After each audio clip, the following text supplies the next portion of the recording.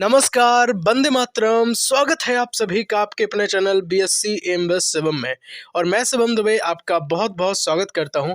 अगर वीडियो पर क्लिक किया है तो पूरा ही वॉच करें, क्योंकि आप हमारा परिवार हैं और हम बात करते हैं सिर्फ और सिर्फ आपकी बीए, बीएससी, बीकॉम तीनों ही कोर्सेज को बहुत ही बेहतरीन तरीके से कंप्लीट करवाने की। तो हम बात कर रहे हैं, जी हाँ बिल्कुल, इसमें बीए, बीएससी, बीकॉम के लिए जो नई शिक्षा नीति के अकॉर्डिंग नया जो पैटर्न आया था उसके अकॉर्डिंग फूड न्यूट्रिशन हाइजीन, भोजन पोषण एवं स्वच्छता जो हम पढ़ रहे थे, उसमें हमने कहा था आपसे टोटल 4 यूनिट्स आपको पढ़नी है। और इन 4 यूनिट्स में से हम तीनों यूनिट को बहुत ही बेहतरीन तरीके से कंप्लीट कर चुके थे। आज हम कंप्लीट करने वाले हैं थर्ड यूनिट को बहुत ही ज़बरदस्त तरीके से पढ़ेंगे। सारी चीज़ें बहुत ही बेहतरीन होने वाली हैं, तो बने रहिए हमारे साथ और स्टार्ट करते हैं वीडियो को बिना टाइम वेस्ट किए हुए। सब्सक्राइब करें अपने परिवार बीएससी एमबीए शिवम को और बेल आइकन सेट करें ऑल पे। साथ ही कॉपी पेन लेकर भी बैठ जाएं, क्योंकि आगे ज्ञान का सागर है। बिकॉज हम पढ़ाते हैं हर चीज़ आपके लेवल की। यूनिट 3 की हम बात कर रहे हैं, तो यूनिट 3 में हमें पढ़ना था। आज हम पढ़ेंगे अवधारणा, आवश्यकता, बच्चे के विकास को प्रभावित करने वाले कौन कौन से कारक होते हैं, और प्रसवपूर्ण जो पोषण है उसकी हम बात करेंगे, गर्भावस्था के दौरान और गर्भावस्था के पहले, है ना। तो इन सारी चीज़ों को आज हम 1 बाय 1 सब कुछ पढ़ लेंगे, ठीक है। जितना इस वीडियो में हो सकेगा हम पूरी जान लगा देने वाले हैं। तो चलो हम बात करते हैं। सबसे पहले हेडिंग डाल लीजिएगा, बच्चे की वृद्धि और विकास को प्रभावित करने वाले कारक, है ना। इनसे पहले हम कुछ महत्वपूर्ण जो पॉइंट हैं वो हम बेहतरीन तरीके से जान लेते हैं, है ना। चलो तो लिखिए, पहला पॉइंट है पर्यावरण जो है बच्चों के विकास में बहुत ही महत्वपूर्ण भूमिका निभाता है ना। पर्यावरण क्या करता है, बच्चों के विकास में बहुत ही महत्वपूर्ण रोल प्ले करता है, ठीक है। चलो नेक्स्ट क्वेश्चन, नेक्स्ट देख लीजिए पॉइंट, जीन के माध्यम से, है ना। जो जीन होते हैं ना, है ना, गुणसूत्र जिसकी बात करते हैं, है ना। आप बता सकते हैं क्या क्या 46 जो टोटल गुणसूत्र होते हैं, 23 जोड़ी जो मनुष्य में क्या गुणसूत्र पाए जाते हैं, आप बताइए, कमेंट करके जरूर बताएं आप, है ना। जीन के माध्यम से माता पिता की शारीरिक विशेषताएं उनके बच्चों में पहुंचना आनुवांशिक कहलाता है, आनुवांशिकता कहलाता है। तो अगर आपसे कोई पूछता है कि भाई आनुवांशिकता क्या है, तो जीन जो गुणसूत्र है उनके माध्यम से, जीन के या गुणसूत्र के माध्यम से, है ना, माता पिता की जो शारीरिक विशेषताएं हैं, शारीरिक विशेषता कैसी, है ना, अगर उनके पीठ पे हो सकता है कुछ ऐसा सिंबल वगैरह है, निशान वगैरह है, तो हो सकता है कि वो आगे चल के उनकी जो संतान में है उनको भी देखने को मिल जाए। लाइक जैसे कि जिराफ होते थे, है ना, उनकी गर्दन लंबी हुआ करती थी, तो आगे आने वाले जितने भी, मतलब पहले लंबी नहीं थी, उनका भी बहुत ज़्यादा थोड़ा सा, है ना, वो भी है। और बाद में फिर क्या हुआ कि उसके जो प्रजाति के लोग वैसे होना स्टार्ट हो गए। वैसे कहा तो ये भी जाता है कि जो मानव होता है ना, हम लोग हैं जो मनुष्य की भी पहले पूंछ हुआ करती थी, बाद में उसने काम लेना पूंछ से बंद कर दिया तो पूंछ गायब हो गई, है ना। ठीक इसी प्रकार आनुवांशिकता की हम बात कर रहे हैं, तो आनुवांशिकता है क्या है, हम एक बार फिर से बता देते हैं कि जो जीन है या गुणसूत्र है उनके माध्यम से माता पिता की जो शारीरिक विशेषताएं है ना, उनके बच्चों में अगर पहुंचती हैं तो वो आनुवांशिकता कहलाती है, ठीक। चलो बात करते हैं नेक्स्ट पॉइंट की, बच्चों की जो शारीरिक प्रकृति है, ठीक है, और उन्हें दिया जाने वाला पोषण है, ठीक है। जो शारीरिक प्रकृति है, उन्हें दिया जाने वाला जो पोषण है, दोनों ही क्या करते हैं, वृद्धि और विकास में काम आते हैं, ठीक। चलो अब हम पढ़ने वाले हैं कारक, है ना। उन कारकों की बात करेंगे जो बच्चों की वृद्धि और विकास को प्रभावित करते हैं, ठीक। चलिए 10 कारक टोटल हम पढ़ेंगे। नंबर 1 लिख लीजिएगा अपनी कॉपी में। अगर ऐसे कारक आते हैं प्रभावित करने वाले, तो आप 10 कारक को इस तरह से लिख देंगे। नंबर 1 आनुवांशिकता, नंबर 2 पर्यावरण, नंबर 3 लिंग, नंबर 4 हेल्थ और एक्सरसाइज, है ना। देखो योग भी कहीं ना कहीं से प्रभावित करता है ना, उनकी वृद्धि को, उनके विकास को। हार्मोन की अगर हम बात करें तो हार्मोन भी प्रभावित करते हैं, पोषण तो प्रभावित करता ही है, पारिवारिक जो प्रभाव हैं वो भी प्रभावित करते हैं कहीं ना कहीं, है ना, और भौगोलिक प्रभाव है कहीं ना कहीं ये भी प्रभावित करता है। सामाजिक आर्थिक स्थिति की बात करें तो आर्थिक स्थिति बहुत ज़्यादा प्रभावित करती है। सीखना और निपुण होना, ये सारी चीज़ें जो है, जितने भी ये फैक्टर यहाँ पे दिख रहे हैं आपको, सारे के सारे जो कारक हैं वो कहीं ना कहीं बच्चे को क्या करते हैं, प्रभावित करते हैं, उनके विकास को प्रभावित करते हैं, उनकी वृद्धि को प्रभावित करते हैं। अब आप समझ गए होंगे, पर आपको ये समझ नहीं आ रहा होगा कि विकास और वृद्धि एक्चुअल में है क्या, है ना। तो पहले हम यही जान लेते हैं कि विकास और वृद्धि में अंतर क्या है और ये है क्या, है ना। देखो हमने राइट किया है यहाँ पे कि वृद्धि और विकास जो है वो सुनने में एक जैसे शब्द लगते हैं। कैसे लगते हैं भाई, ऐसा लगता है जैसे एक ही शब्द हो, लेकिन इनका अर्थ अलग अलग होता है ना। क्या होता है, देखो वृद्धि का अर्थ क्या है, वृद्धि का अर्थ है बच्चे के शारीरिक गुणों, अंगों का बढ़ना, है ना। वृद्धि में क्या होता है, वृद्धि में होगा जो बच्चे के शारीरिक गुण हैं या शारीरिक अंग है, केवल शारीरिक से मतलब है। वृद्धि तो केवल शारीरिक चीज़ों की होती है ना, बौद्धिक मानसिक इनकी थोड़ी होती है, इनका विकास होता है ना। जैसे लंबाई है, वजन है, आकार है, ये सारी चीज़ें क्या हैं, ये शारीरिक हैं, है ना। इन सब का जो है अंगों का बढ़ना, है ना, शारीरिक गुणों का बढ़ना, ये सारी चीज़ें क्या है, वृद्धि है। समझ गए होंगे, कॉपी में लिख जरूर लेना, नोट्स बना के। चलिए अब हम पढ़ लेते हैं विकास के बारे में, है ना, कि विकास का क्या अर्थ होता है। तो विकास यानी एक क्रमबद्ध और सार्थक तरीके से प्रगति करना और समझदार बनाना, ठीक है। याद रखना ये क्रमबद्ध तरीके से कैसे होता है भाई, क्रमबद्ध तरीके से होता है, ठीक है। और ये भी कहीं ना कहीं क्या है, मानसिक चीज़ों से ये जुड़ा हुआ है, ठीक है। चलो नेक्स्ट टॉपिक, सॉरी नेक्स्ट चीज़ हम जान लेते हैं। ये बहुत इंपॉर्टेंट है ये पॉइंट, है ना, लिख लीजिएगा। वृद्धि और विकास जो होते हैं एक दूसरे के पूरक होते हैं, ठीक है, और एक साथ ही काम करते हैं, है ना, एक दूसरे के पूरक हैं और साथ में ही काम करेंगे।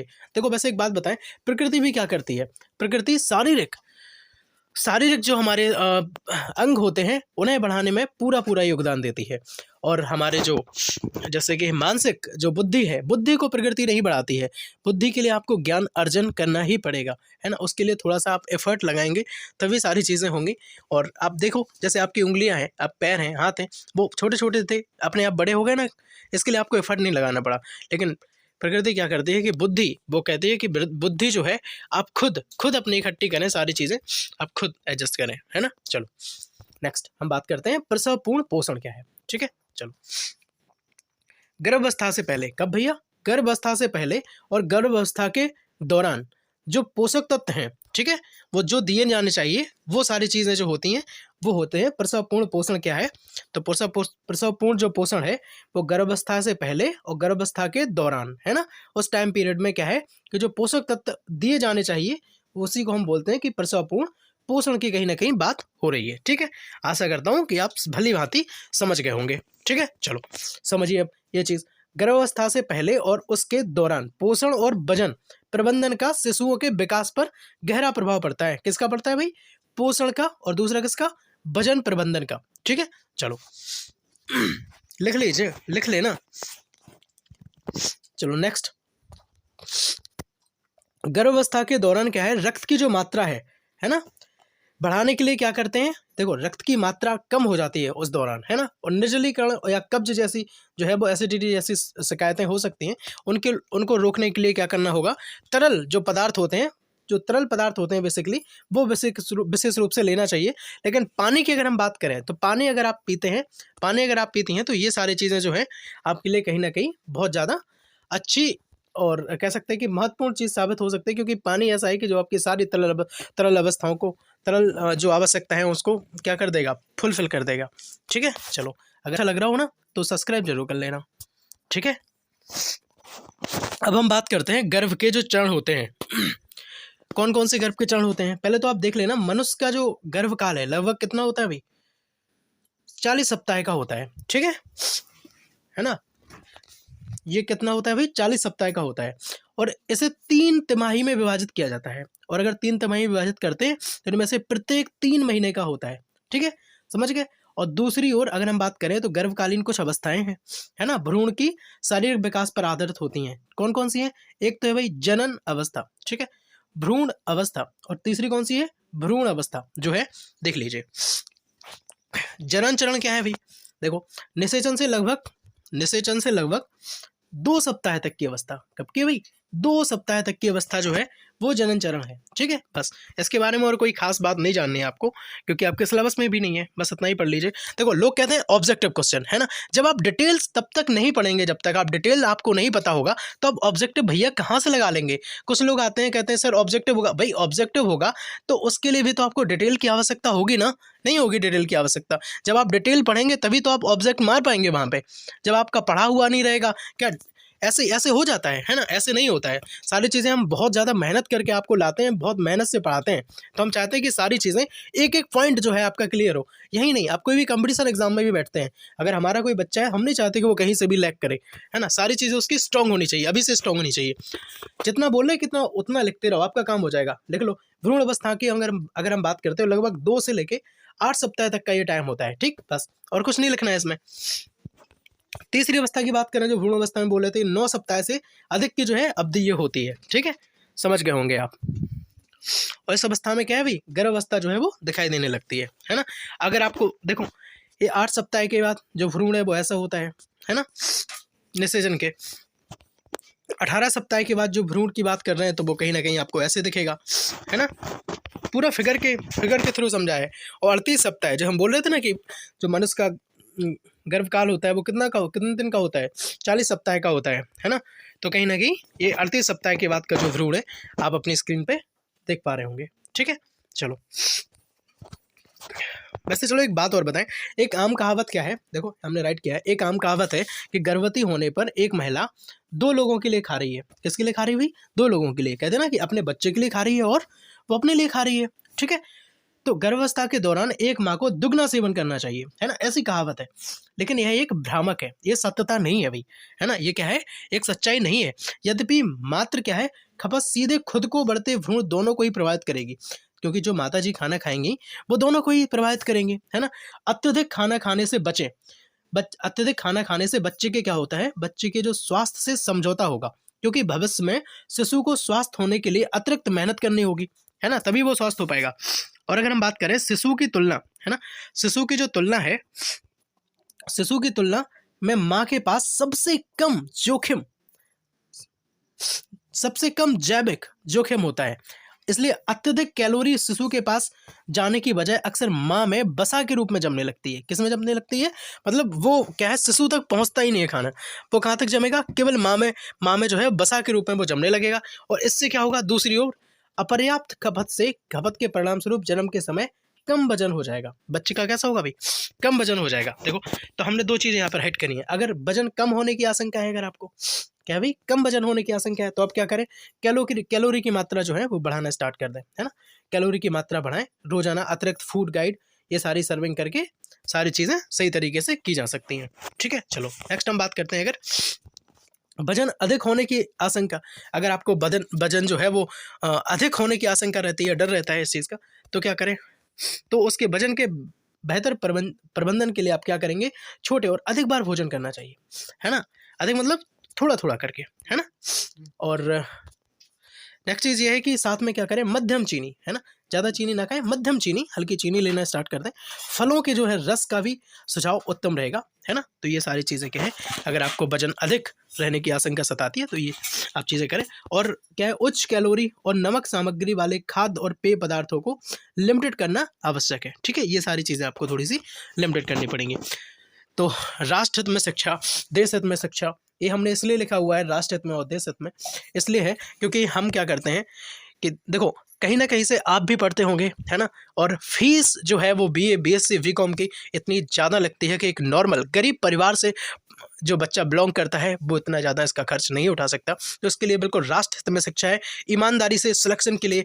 और हम अगर बात करते हैं कहीं ना कहीं BSc को कंप्लीट करवाने की, या BA BSc BCom के लिए, जिसमें ये सब्जेक्ट्स हैं, सारी चीज़ें बिल्कुल मैराथन भी हम आपके लिए लाने वाले हैं। पूरी मेहनत करेंगे, जान लगा देंगे, क्योंकि हम चाहते हैं कि आप हमारा परिवार हैं और हमारे परिवार के जितने भी बच्चे हैं सारे के सारे बहुत बेहतरीन नंबर से पास हो जाएं, जिससे उनके माता पिता का भी क्या है कि उनकी जो फ़िक्र है वो फ़क्र में बदल जाए, है ना। उनकी माता पिता की जो फ़िक्र है ना वो फ़क्र में बदल जाए, इसके लिए सिर्फ आप ही कर सकते हैं, है ना।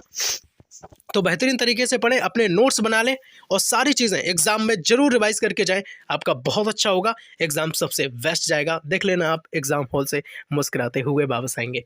ठीक है, तो लाइक कर देना वीडियो को अगर अच्छा लगा हो, और कमेंट करके ज़रूर बताना कि आपको कैसा लगा वीडियो, है ना। और शेयर ज़रूर कर दें जिन दोस्तों के पास आप ये अगर उन्हें आवश्यकता है, उन्हें क्लास नहीं मिल पा रही है, तो मदद करें, उनकी भी मदद करें, उन्हें शेयर कर दें। और अगर चैनल पर नए हैं तो ज़रूर ईमानदारी से देश हित में सब्सक्राइब जरूर कर लेना, है ना, जिससे आने वाली जो वीडियो है आपको वो भी मिल जाए। ठीक है, और आप हमसे भी जुड़ जाएं। ठीक, बहुत सारी, अगर फूड न्यूट्रिशन हाइजीन की हम सिलेबस की बात करें तो अगर आपने नहीं देखा है तो देख लीजिएगा। और सारी क्लासेस हम 1 बाय 1 टॉपिक वाइज सब कुछ दे चुके हैं, पूरी क्लास हो गई है, केवल एक टॉपिक आपका रह गया थायराइड यूनिट से, तो वो भी हम करवा देंगे। प्लेलिस्ट आप जरूर चेक कर लें, ये सारी चीज़ें बहुत बेहतरीन तरीके से पढ़ाई हुई हैं, जो आप स्क्रीन पे देख रहे होंगे। ये सारी चीज़ें आप पूरी यूट्यूब पे देख लेना, इतना बेहतरीन तरीके से आपको कहीं कंटेंट नहीं मिलेगा, है ना, बहुत अच्छे से पढ़ाया हुआ है ना। और ये सब चीज़ें पढ़ाई हुई हैं, और साथ ही में बताएं आपको अगर हम, तो सेल्समैनशिप की अगर हम बात करते हैं तो सेल्समैनशिप की भी हमने एक यूनिट बहुत बेहतरीन तरीके से हमने उड़ा दी है। और साथ ही में बीएससी सेकंड ईयर, अगर कोई बच्चा बीएससी सेकंड ईयर में है, आपके जो बड़े भाई छोटे बहन जो भी हैं, उनको अगर उन्हें अभी तक कुछ नहीं पढ़ा है तो आप ये वीडियो उन्हें दिखा देना, जिसमें हमने वादा किया था कि 40 नंबर जो है वो पक्के हो जाएंगे। और 20 मिनट की ये वीडियो है टोटल। कितने की भाई? 20 मिनट की जो वीडियो है, 20 मिनट में 50 क्वेश्चन हमने दिए हैं, निचोड़ दिया है पूरा। जो ऑब्जेक्टिव इनका पेपर होने वाला है waves acoustic and statistical physics का, है ना, तो पूरा निचोड़ दिया है। साथ ही में बात करें सेल्समैनशिप की, तो इसका भी हमने सिलेबस जो है वो कंप्लीट बताया हुआ है। और सिलेबस के साथ ही हमने फर्स्ट यूनिट का जो निचोड़ है, विक्रय कला क्या है, विक्रय कला का अर्थ, परिभाषा, उद्देश्य, सब चीज़ें बहुत ही बिल्कुल सटीक तरीके से हमने आपको बताई हैं। इधर उधर का हमने कुछ भी नहीं बताया है, जो आपके लिए महत्वपूर्ण है सारी चीज़ें बताई हैं। यूनिट 1 को हमने कंप्लीट कर दिया है और बहुत जल्द इसकी भी क्लासेस स्टार्ट हो जाएंगी। आप परेशान ना हो, आपके एग्ज़ाम से पहले सारी चीज़ें बहुत ही अच्छे लेवल तक और सटीक चीज़ें आपको बता करके कंप्लीट कर दिया जाएगा आपका कोर्स, है ना। आपसे ज़्यादा हमें आपकी चिंता है, और क्योंकि आप हमारा क्या है, परिवार हैं। तो सिलेक्शन के लिए या फिर हम बात करेंगे आपकी बीए, बीएससी, बीकॉम के लिए, अगर अच्छा करना चाहते हैं और सारी चीज़ें अपने माता पिता का नाम रोशन करना चाहते हैं तो पढ़ाई में अभी लग जाएं। क्योंकि हम अगर समझौते करते हैं खुद से कि कल से करेंगे, कल से तो नहीं, आप अभी से अपने नोट्स बनाएं और सारी चीज़ों को बेहतरीन तरीके से लिखना स्टार्ट कर दें, ठीक है। अगर आप बीए के स्टूडेंट, अगर आपने जनरल साइंस का सिलेबस नहीं देखा है तो आप ये भी देख लीजिएगा। और अगर हम चाहते हैं कि हम भी इसकी भी वीडियो डाल दें और इसकी भी सारी चीज़ें आपको पढ़ा दें, तो आप हमें कमेंट जरूर करें, कमेंट करके जरूर बताएं। और सब्सक्राइब कर लेना अगर चैनल पर नए हैं। लास्ट में मिलते हैं इसी के साथ अगली वीडियो में, तब तक के लिए जय हिंद, वंदे मातरम।